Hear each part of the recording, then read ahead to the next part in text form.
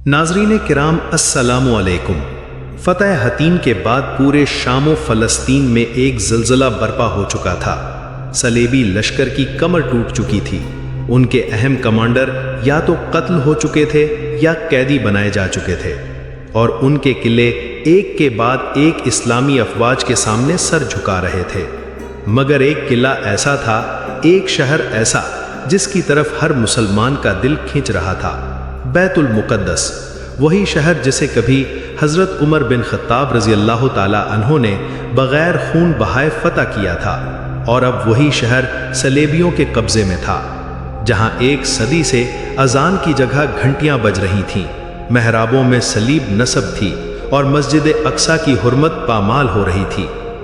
सुल्तान Salahuddin Ayyubi हित्तीन की फ़तह के बाद फ़ौरन अक्का, नाबलस, याफ़ा, हीफ़ा और दीगर अहम शहरों को फ़तह करता हुआ बैतुल मुक़द्दस की तरफ बढ़ा।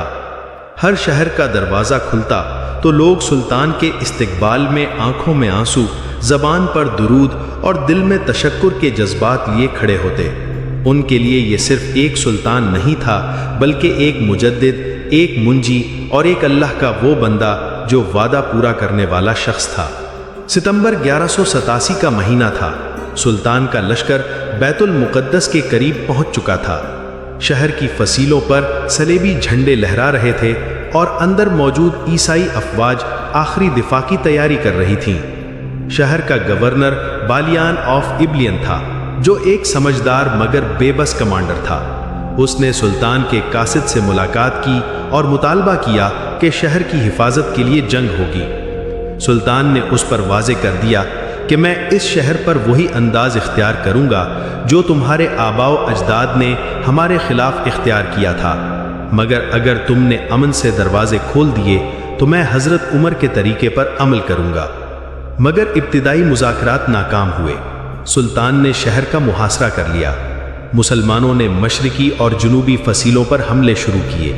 मंजनी नस्ब की गई। तीर अंदाजों ने शहर की दीवारों पर मुसलसल हमले शुरू किए, मगर सुल्तान ने हुक्म दिया कि शहरियों, औरतों, बच्चों या इबादत गाहों को हरगिज़ निशाना न बनाया जाए। मुहासरे के दौरान रोज़ाना कुरान की तिलावत, दुआएं और नफिल नमाजों का एहतमाम किया जाता।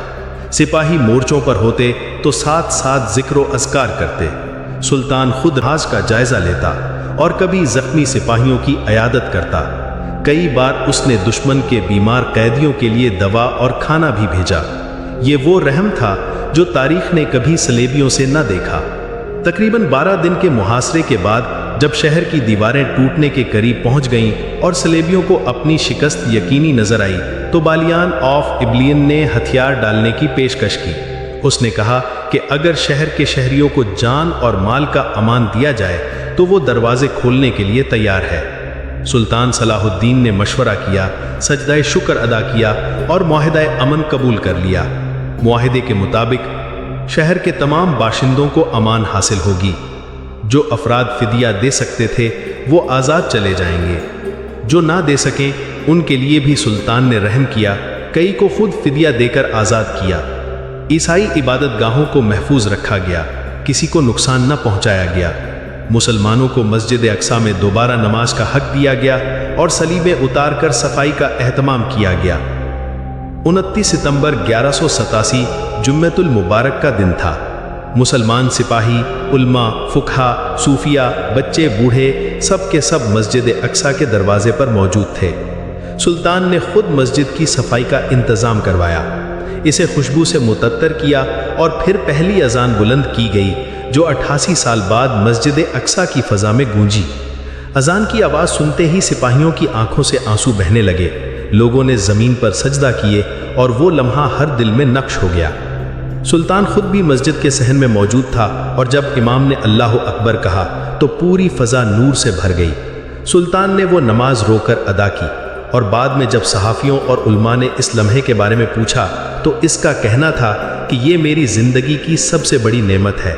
मैंने वो अमानत लौटा दी जो मेरे रब ने मेरे कंधों पर रखी थी।